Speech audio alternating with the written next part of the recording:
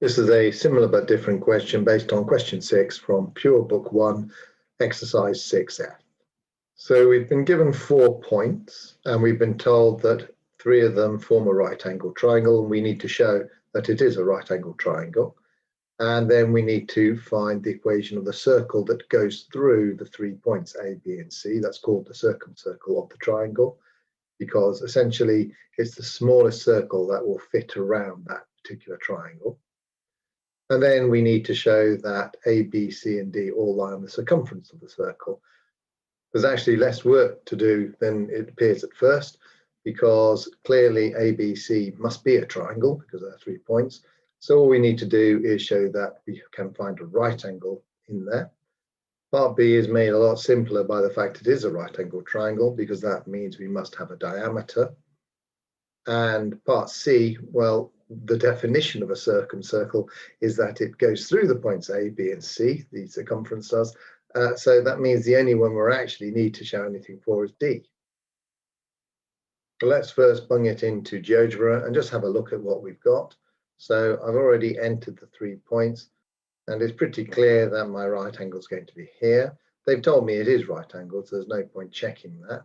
So let's just put the circle on, see what the circle is. I'm going to use circle through 3 points. Click on the 3 points. And there we go. So that's what I'm going to be looking for. The standard way to show that a triangle is right angled is to use Pythagoras' theorem.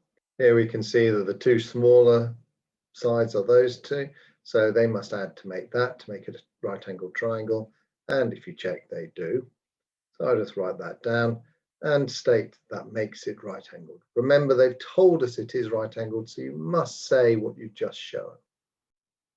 There is an alternative method, finding the gradient of the lines and then showing that one pair of them are negative reciprocals, and that means that they must be perpendicular, and which means, of course, it's a right angle, and so that the triangle must be right angled. Both methods work equally well, but my recommendation would be to stick with Pythagoras until you're really fluent with that one. And so in the exam, you won't spend time wondering which method you prefer to use. You'll just use a method that works.